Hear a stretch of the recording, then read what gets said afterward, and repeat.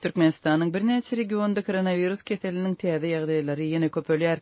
Ýurdun saglygy saklaýyş buğdagyndaky çeşmeler häzir omikronyň ýaýranlygy barada habar berýärler. Häkimetler bolsa koronavirusyň bardygyny henizem resmi taýdan tasdiklanyklary emma ýaşaýyş nokatlaryny ýapýarlar, ýurt içindäki uçuşlary ýatyrýarlar we ýylatyň karantin çäklendirmelerini berza edişine gözegçiligi güýçlendirýärler.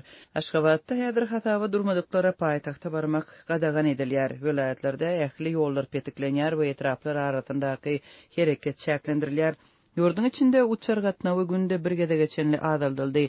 Bu arada 24-nji ýanwarda Adatlygyň Aşgabatdaky we welaýatlardaky habarçylary gurrun berdi. Ýurdun häkimetleri bolup geçen ýagdaýlar barada resmi düşündürüş bermeýärler. Resmi maglumatlarda Türkmenistanda COVID-19 ýok diýilýär. Bu aralykda Adatlygyň çeşmelerine görä Aşgabatda we birnäçe welaýatlarda koronavirusyň omikron görnüşi ýüze çykarylýar. Balkan, Lewap, Mar welaýatlaryna ýagdaý çylsyrymly. Käbir sebetlerde omikronyň möwzalan ýerleri bar. Häkimetler nähili hereket etmeligini bilen oklar. Çäreleriň plany ýok. Hemme zat petiklenni we ýapyldy. Dip adynyň agdalmazlygy şerti bilen gürleşen saglyk işgäri görün berdi. Bu döwürde sebetlerde etraplaryň arasynda hereket çäklendirilýär. Polisiýanyň barlyk postlarynda ulagly barýanlaryň gyzgyny ölçülýär we şäherlerde karantin çäreleriniň ýerine ýetirilişine gözegçilik güýçlendirilýär. Arasaçylyk we epidemiologik stansiýalaryň hemde ketelleriň ýaýramagynyň öňüni almak boýunça gulluklarynyn işgärleri, polisiýa wekilleri, dukanlaryň we hyzmat ediş kärhanalarynyň girelgelerini gyssagly möhürleýärler. Türkmenabatda adynyň eferde agdalmazlygy şerti bilen gepleşen ýokunç keteleriň öňüni alyş gullugynyň işgärleri bu howlukmaçlygyň koronavirusyň möwjalmagy bilen baglydygyny aýdýarlar.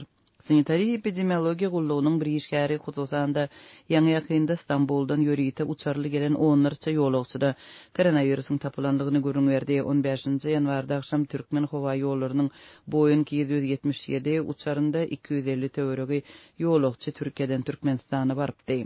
Adatlyň Türkmenabatdaky habarçylarynyň 17-nji ýanwarda habar berişi omikronyň ýaýramagy bilen baglanşykly dünýädäki dartgynly ýagdaý sebäpli Türkmenabatyň halkara howa menzilinde şol gün uçarly baran raýatlar güýçlendirilen howpsuzlyk taýýarlygy bilen garşylanypdyr. Ýolagçylar koronavirus anyklamak boýunça synagdan geçirilipdir we hökmany 21 günlük karantina ýerleşdirilipdir.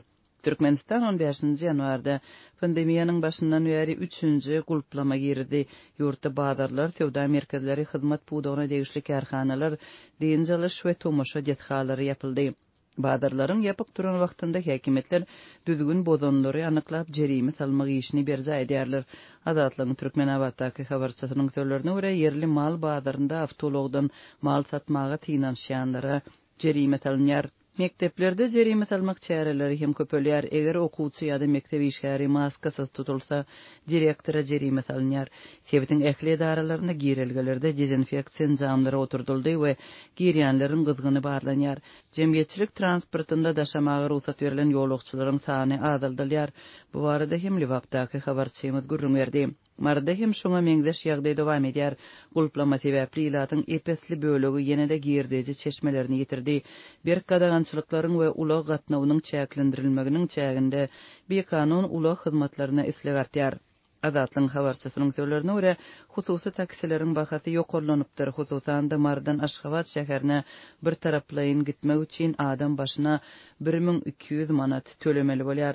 Bu Türkmenistanyň Merkezi bankynyň resmi kursy boýunça 342,8 Amerikan dollaryna barabar bolýar. Häkimetler tarapyndan girdilen koronavirus çäklendirmeleri gitdigi köp adamy girdeji çeşmesinden mahrum edýär. Pandemiýa başlaly bäri müňlerçe hususy kärhana ençimäläp ýapyklygyna durdy. 10 müňlerçe adam girdejisiz galdy.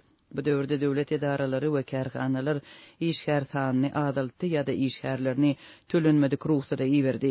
Ýurdun içinde hereket etmek we daşary ýurda gitmek babatyndaky çäklendirmeler ýurdun ýaşaýjylarynyň zähmet migrasiýasyndan mahrum bolmagyna getirdi. Türkmenistanda pandemiýanyň yaramaz netijeleri bilen baglanşykly ýylata döwlet tarapyndan maddi goldaw göz öňünde tutulmaýar.